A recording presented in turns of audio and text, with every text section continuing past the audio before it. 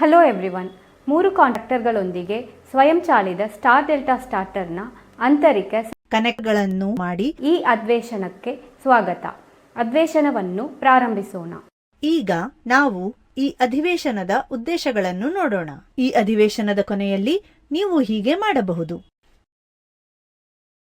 ಅರೆ ಸ್ವಯಂಚಾಲಿತ ಮತ್ತು ಸ್ವಯಂಚಾಲಿತ ಸ್ಟಾರ್ ಡೆಲ್ಟಾ ಸ್ಟಾರ್ಟರ್ನ ಪ್ರಮುಖ ಭಾಗಗಳನ್ನು ಗುರುತಿಸುವುದು, ಎರಡೂ ಸ್ಟಾರ್ಟರ್ಗಳ ಆಂತರಿಕ ಸರ್ಕ್ಯೂಟ್ ರೇಖಾಚಿತ್ರವನ್ನು ಓದಿ ಮತ್ತು ಪತ್ತೆಹಚ್ಚಿ, ಅರೆ ಸ್ವಯಂಚಾಲಿತ ಸ್ಟಾರ್ಟರ್ ಮತ್ತು ಸ್ವಯಂಚಾಲಿತ ಆಂತರಿಕ ಕಾಂಟ್ಯಾಕ್ಟರ್ಗಳನ್ನು ಮಾಡಿ, ಜೊತೆಗೆ ಸ್ಟಾರ್ಟರ್ ಕಾಂಟ್ಯಾಕ್ಟರ್ಕಾರರು, timer, start stop push button ಮತ್ತು ಓವರ್ಲೋಡ್ ರಿಲೇ.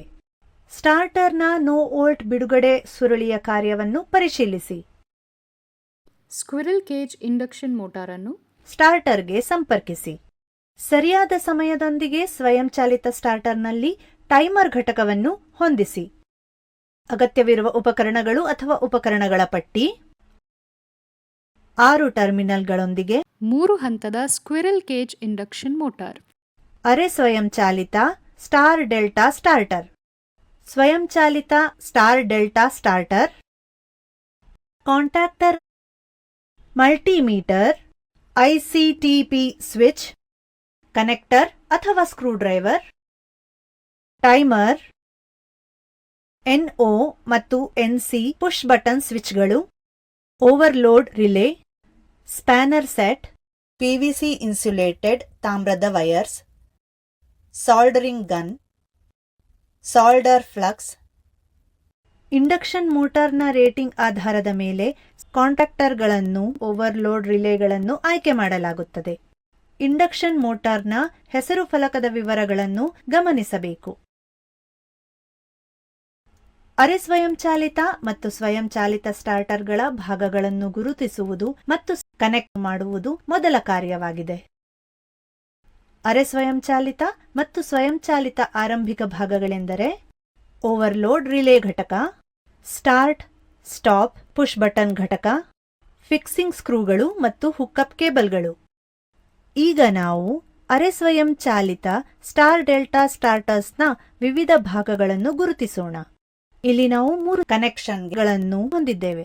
ಒಂದು ಕನೆಕ್ಷನ್ ಮುಖ್ಯಕ್ಕೆ, ಇನ್ನೊಂದು ಡೆಲ್ಟಾ ಕನೆಕ್ಷನ್ಗೆ ಮತ್ತು ಇನ್ನೊಂದು ಸ್ಟಾರ್ ಕನೆಕ್ಷನ್ಗೆ. ಇದು ಓವರ್ಲೋಡ್ ರಿಲೇ ಆಗಿದೆ. ಇವು ಸಾಮಾನ್ಯವಾಗಿ ಓಪನ್ ಮತ್ತು ಕ್ಲೋಸ್ಡ್ ಕಾಂಟ್ಯಾಕ್ಟ್.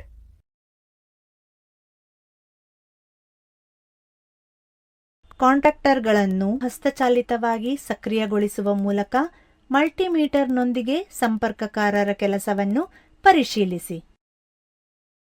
ಸರಳವಾದ ಲಂಬ ಬೋರ್ಡ್ನಲ್ಲಿ ಕಾಂಟ್ಯಾಕ್ಟರ್ಗಳನ್ನು, ಓವರ್ಲೋಡ್ ರಿಲೇ ಇತ್ಯಾದಿಗಳನ್ನು ಆರೋಹಿಸಿ.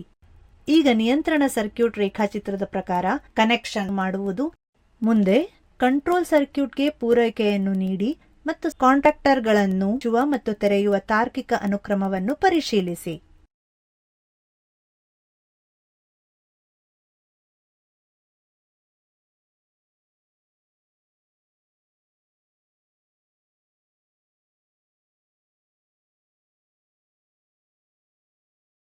ಸೆಮಿ ಆಟೋಮ್ಯಾಟಿಕ್ ಸ್ಟಾರ್ ಡೆಲ್ಟಾ ಸ್ಟಾರ್ಟರ್ಗಾಗಿ ಸರ್ಕ್ಯೂಟ್ ರೇಖಾಚಿತ್ರದ ಪ್ರಕಾರ ವಿದ್ಯುತ್ ಸರ್ಕ್ಯೂಟ್ಗೆ ಕನೆಕ್ಷನ್ ಮಾಡುವುದು.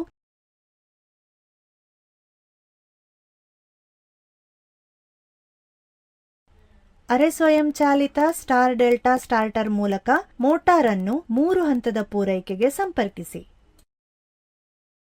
ಐಸಿಟಿಪಿ ಆನ್ ಮಾಡಿ. ಸ್ಟಾರ್ಟರ್ನ ಸ್ಟಾರ್ ಬಟನ್ ಒತ್ತಿರಿ. ಮೋಟಾರ್ ಪ್ರಾರಂಭವಾಗುತ್ತಿದೆಯೇ ಇಲ್ಲವೇ ಎಂಬುದನ್ನು ಗಮನಿಸಿ. ಮೋಟಾರ್ ಸಾಮಾನ್ಯ ವೇಗದ ಸರಿಸುಮಾರು 70% ತಲುಪಿದಾಗ ಸ್ಟಾರ್ಟ್ ಬಟನ್ ಅನ್ನು ಬಿಡುಗಡೆ ಮಾಡಿ. ಸ್ಟಾರ್ಟ್ ಬಟನ್ ಅನ್ನು ಮತ್ತೊಮ್ಮೆ ಒತ್ತಿರಿ ಮತ್ತು ಮೋಟಾರ್ ಚಾಲನೆಯಲ್ಲಿ ಯಾವುದೇ ಪರಿಣಾಮವಿಲ್ಲ ಎಂದು ಖಚಿತಪಡಿಸಿಕೊಳ್ಳಿ. ಓವರ್ಲೋಡ್ ರಿಲೇಯನ್ನು ಹಸ್ತಚಾಲಿತವಾಗಿ ಸಕ್ರಿಯಗೊಳಿಸಿ ಮತ್ತು ಅದರ ಕಾರ್ಯವನ್ನು ಪರಿಶೀಲಿಸಿ. ಮೋಟಾರ್ ಅನ್ನು ಮರುಪ್ರಾರಂಭಿಸಲು ಸ್ಟಾರ್ಟ್ ಬಟನ್ ಒತ್ತಿರಿ. ಮೋಟಾರ್ ಪ್ರಾರಂಭವಾಗುತ್ತಿದೆಯೇ ಇಲ್ಲವೇ ಎಂದು ಗಮನಿಸಿ. ಸ್ಟಾರ್ಟಿಂಗ್ ಕರೆಂಟ್ ಮತ್ತು ವೋಲ್ಟೇಜ್ ಮತ್ತು ಚಾಲನೆಯಲ್ಲಿರುವ ಕರೆಂಟ್ ಮತ್ತು ವೋಲ್ಟೇಜ್ ನಿಮ್ಮ ವೀಕ್ಷಣೆಯನ್ನು ರೆಕಾರ್ಡ್ ಮಾಡಿ.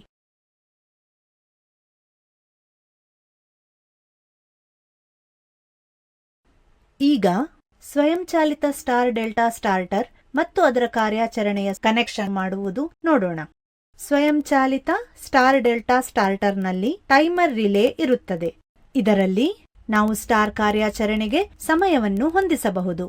ಸ್ವಯಂಚಾಲಿತ star delta starter overload relay unit, start stop push button unit, timer unit, fixing ಸ್ಕ್ರೂಗಳು ಮತ್ತು ಹುಕ್ಅಪ್ ಕೇಬಲ್ಗಳನ್ನು ಸಂಗ್ರಹಿಸಿ.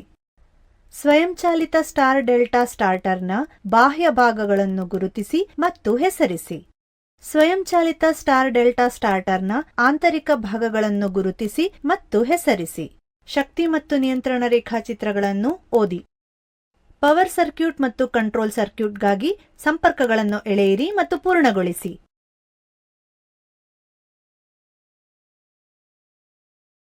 ಕಾಂಟ್ಯಾಕ್ಟರ್ ಅನ್ನು ಹಸ್ತಚಾಲಿತವಾಗಿ ಸಕ್ರಿಯಗೊಳಿಸುವ ಮೂಲಕ ಮಲ್ಟಿಮೀಟರ್ನೊಂದಿಗೆ ಸಂಪರ್ಕಕಾರರ ಕೆಲಸವನ್ನು ಪರಿಶೀಲಿಸಿ. ಟಿಡಬ್ಲ್ಯೂ ಬೋರ್ಡ್ನ ಮೇಲೆ ಕಾಂಟ್ಯಾಕ್ಟರ್ಗಳನ್ನು, overload relay, stop and push ಬಟನ್ಗಳನ್ನು ಆರೋಹಿಸಿ. ಸ್ವಯಂಚಾಲಿತ ಸ್ಟಾರ್ ಡೆಲ್ಟಾ ಸ್ಟಾರ್ಟರ್ನ ನಿಯಂತ್ರಣ ಸರ್ಕ್ಯೂಟ್ನ ಸರ್ಕ್ಯೂಟ್ ರೇಖಾಚಿತ್ರದ ಪ್ರಕಾರ ಕನೆಕ್ಟಿಂಗ್ ವೈರ್ಗಳೊಂದಿಗೆ ಕನೆಕ್ಷನ್ ಮಾಡುವುದು. ಸ್ವಯಂಚಾಲಿತ ಸ್ಟಾರ್ ಡೆಲ್ಟಾ ಸ್ಟಾರ್ಟರ್ಗಾಗಿ ಪ್ರತ್ಯೇಕ ಕಾಂಟ್ಯಾಕ್ಟರ್ಗಳು ಮತ್ತು ಇತರ ಭಾಗಗಳು ಲಭ್ಯವಿಲ್ಲದಾಗ ಕಾಂಟ್ಯಾಕ್ಟರ್ಗಳನ್ನು ತೆಗೆದುಹಾಕಿ. ಓವರ್ಲೋಡ್ ರಿಲೇ ಮತ್ತು ಟೈಮರ್ ಅನ್ನು ಸ್ಟಾರ್ಟರ್ನೊಂದಿಗೆ ತೆಗೆದುಹಾಕಿ ಮತ್ತು ಸುಲಭವಾದ ಪರಸ್ಪರ ಕನೆಕ್ಷನ್ಗಾಗಿ ಸರಳವಾದ ಲಂಬ ಬೋರ್ಡ್ನಲ್ಲಿ ಆರೋಹಿಸಿ.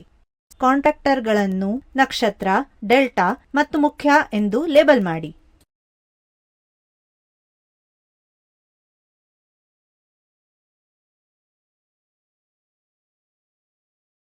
ಸ್ವಯಂಚಾಲಿತ ಸ್ಟಾರ್ ಡೆಲ್ಟಾ ಸ್ಟಾರ್ಟರ್ನ ಸರ್ಕ್ಯೂಟ್ ರೇಖಾಚಿತ್ರದ ಪ್ರಕಾರ ವಿದ್ಯುತ್ ಸರ್ಕ್ಯೂಟ್ಗೆ ಕನೆಕ್ಷನ್ ಮಾಡಿ.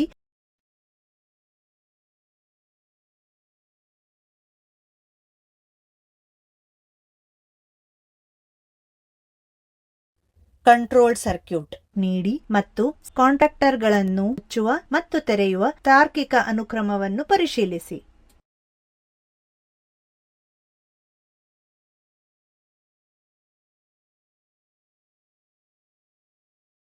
ಮೋಟಾರಿನ ನಾಮಫಲಕದ ವಿವರಗಳನ್ನು ಓದಿ.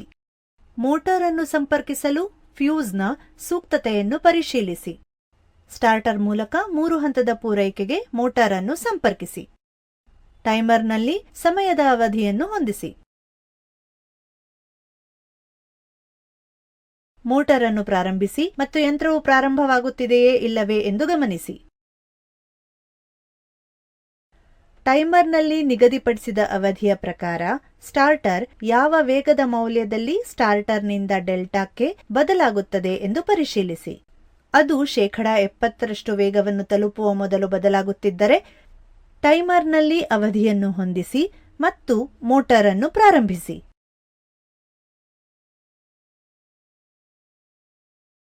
ಮೋಟಾರ್ ಚಾಲನೆಯಲ್ಲಿ ಯಾವುದೇ ಪರಿಣಾಮ ಬೀರಬಾರದು. ಐಸಿಟಿಪಿ ಪ್ರತ್ಯೇಕಿಸುವ ಸ್ವಿಚ್ ಅನ್ನು ತೆರೆದ ನಂತರ ಪೂರೈಕೆಯಿಂದ ಮೋಟಾರ್ ಅನ್ನು ಸಂಪರ್ಕ ಕಡಿತಗೊಳಿಸಿ. ರೀಕ್ಯಾಪ್ ಮಾಡಲು ನಾವು ಕಲಿತಿದ್ದೇವೆ: ಅರೆ ಸ್ವಯಂಚಾಲಿತ ಮತ್ತು ಸ್ವಯಂಚಾಲಿತ ಸ್ಟಾರ್ ಡೆಲ್ಟಾ ಸ್ಟಾರ್ಟರ್ನ ಪ್ರಮುಖ ಭಾಗಗಳನ್ನು ಗುರುತಿಸಿ. 2 ಸ್ಟಾರ್ಟರ್ಗಳ ಆಂತರಿಕ ಸರ್ಕ್ಯೂಟ್ ರೇಖಾಚಿತ್ರವನ್ನು ಓದಿ ಮತ್ತು ಪತ್ತೆಹಚ್ಚಿ. ಅರೆ ಸ್ವಯಂಚಾಲಿತ ಸ್ಟಾರ್ಟರ್ ಮತ್ತು ಕಾಂಟ್ಯಾಕ್ಟರ್ಗಳೊಂದಿಗೆ ಸ್ವಯಂಚಾಲಿತ ಸ್ಟಾರ್ಟರ್ನ ಆಂತರಿಕ ಕನೆಕ್ಷನ್ ಮಾಡುವುದು. Timer, start, stop, push button ಮತ್ತು overload relay. Starter no volt ಬಿಡುಗಡೆಯ ಸುರುಳಿಯ ಕಾರ್ಯವನ್ನು ಪರಿಶೀಲಿಸಿ. ಸ್ಕ್ವಿರಲ್ ಕೇಜ್ ಇಂಡಕ್ಷನ್ ಮೋಟಾರ್ ಅನ್ನು ಸ್ಟಾರ್ಟರ್ಗೆ ಸಂಪರ್ಕಿಸಿ. ಸರಿಯಾದ ಸಮಯದೊಂದಿಗೆ ಸ್ವಯಂಚಾಲಿತ ಸ್ಟಾರ್ಟರ್ನಲ್ಲಿ ಟೈಮರ್ ಘಟಕವನ್ನು ಹೊಂದಿಸಿ. ಆದ್ದರಿಂದ 3 ಹಂತದ ಸ್ಕ್ವಿರಲ್ ಕೇಜ್ ಇಂಡಕ್ಷನ್ ಮೋಟಾರ್ಗಳು ಮತ್ತು ಅದರ ಕಾರ್ಯಾಚರಣೆಯೊಂದಿಗೆ ಅರೆ ಸ್ವಯಂಚಾಲಿತ ಮತ್ತು ಸ್ವಯಂಚಾಲಿತ ಸ್ಟಾರ್ ಡೆಲ್ಟಾ ಸ್ಟಾರ್ಟರ್ಸ್ ಕನೆಕ್ಷನ್ ಮಾಡುವುದು ಬಗ್ಗೆ ಅಷ್ಟೇ. ಮುಂದಿನ ಸೆಷನ್ನಲ್ಲಿ ಭೇಟಿಯಾಗೋಣ.